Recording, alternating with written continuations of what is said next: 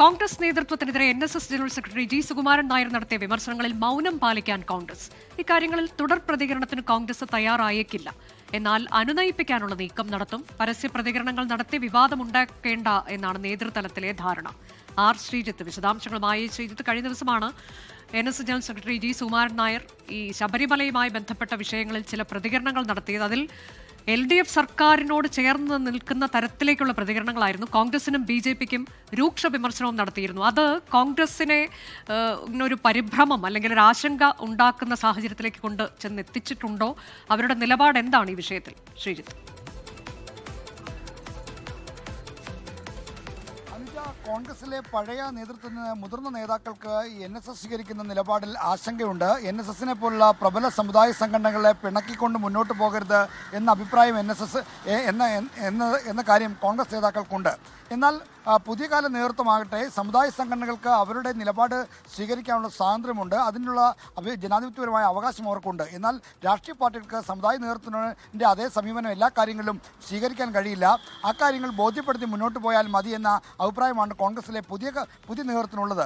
ഈ രണ്ട് കാര്യങ്ങൾ തമ്മിലുള്ള ഒരു വൈരുദ്ധ്യമാണ് ഈ NSSുമായിട്ടുള്ള അകൽച്ചയ്ക്ക് കാരണമെന്നാണ് നമുക്ക് മനസ്സിലാക്കാൻ കഴിയുന്നത്. NSSൻ്റെ ഇപ്പോഴത്തെ ആഗോള അയ്യപ്പ സംഘവുമായി ബന്ധപ്പെട്ട് സ്വീകരിച്ച നിലപാട്, അതോടൊപ്പം LDF സർക്കാരിനോട് അനുഭാവപൂർവ്വമായ സമീപനമൊക്കെ തെരഞ്ഞെടുപ്പിൽ തിരിച്ചടിയാകുമെന്ന ആശങ്കയാണുള്ളത്. എന്തായാലും NSSനെ അനുനയിപ്പിക്കാനുള്ള നീക്കങ്ങൾ നടത്തും. NSSൻ്റെ ഇപ്പോഴത്തെ നിലപാടിനെ വിമർശിക്കുകയോ പ്രതികരിക്കുകയോ ചെയ്തുകൊണ്ട് ഒരു വിവാദമാക്കാൻ കോൺഗ്രസ് ഉദ്ദേശിക്കുന്നില്ല. അത്തരത്തിൽ വളരെ കരുതലോടെയുള്ള പ്രതികരണം നടത്തിയാൽ മതി എന്ന ധാരണയാണ് കോൺഗ്രസ് നേതൃത്വത്തിനകത്ത് ഉള്ളത്. എന്നാൽ NSSന് ചില കാര്യങ്ങളിൽ കോൺഗ്രസിനോട് പരാതിയും പരിഭവങ്ങളും ഉണ്ട്. NSS നേതൃത്വത്തെ പഴയ പോലെ കോൺഗ്രസ് പരിഗണിക്കുന്നില്ല എന്ന വിമർശനമാണുള്ളത്. മധ്യ കേരളത്തിലും തെക്കൻ കേരളത്തിലും നേതാക്കൾ ശ്രദ്ധ ചെലുത്തുന്നില്ല, മറിച്ച് വടക്കൻ കേരളത്തിലാണ് ഇപ്പോൾ ഫോക്കസ് നൽകുന്നത്. അത്തരം രീതികൾ മാറണം. മധ്യ കേരളത്തിലെയും തെക്കൻ കേരളത്തിലെയും രാഷ്ട്രീയ സാമൂഹിക വിഷയങ്ങളിൽ കൂടുതലായി ഇടപെടണമെന്ന അഭിപ്രായമൊക്കെ ഉണ്ട്. അതോടൊപ്പം തന്നെ NSS നേതൃത്വത്തെ പ്രധാനപ്പെട്ട ഉത്തരവാദിത്തമുള്ള നേതാക്കൾ കാണാൻ ചെല്ലുന്നില്ല എന്ന പരാതികളുണ്ട്. ഇത്തരത്തിലുള്ള ചർച്ചകൾ സമുദായങ്ങൾക്കിടയിലും രാഷ്ട്രീയ പാർട്ടികളിലും നടക്കണമെന്ന അഭിപ്രായമാണുള്ളത്. അതുകൊണ്ടാണ് ഇപ്പോഴത്തെ പിണക്കത്തിന് കാരണം. എന്തായാലും തെരഞ്ഞെടുപ്പ് കാലത്തേക്ക് ഈ വിഷയങ്ങൾ മാറും. തെരഞ്ഞെടുപ്പിൽ ശബരിമല മാത്രമല്ല പരിഗണിക്കുന്നത്, മറ്റു വിഷയങ്ങൾ കൂടി പരിഗണിക്കേണ്ടി വരുമ്പോൾ NSSനും നിലപാടിൽ മാറ്റമുണ്ടാകുമെന്ന പ്രതീക്ഷയാണ് കോൺഗ്രസ് നേതൃത്വം വെച്ചു പുലർത്തുന്നത്. തീർച്ചയായും അത്തരത്തിലേക്ക് ഈ വിഷയം മാത്രമാകില്ല എന്നുള്ളത് നമുക്കറിയാം. എങ്കിൽ പോലും NSS ഇങ്ങനെ ഒരു നിലപാടെടുക്കുക എന്ന് പറയുന്നത് വളരെ പ്രധാനമല്ലേ ശ്രീജിത്ത്?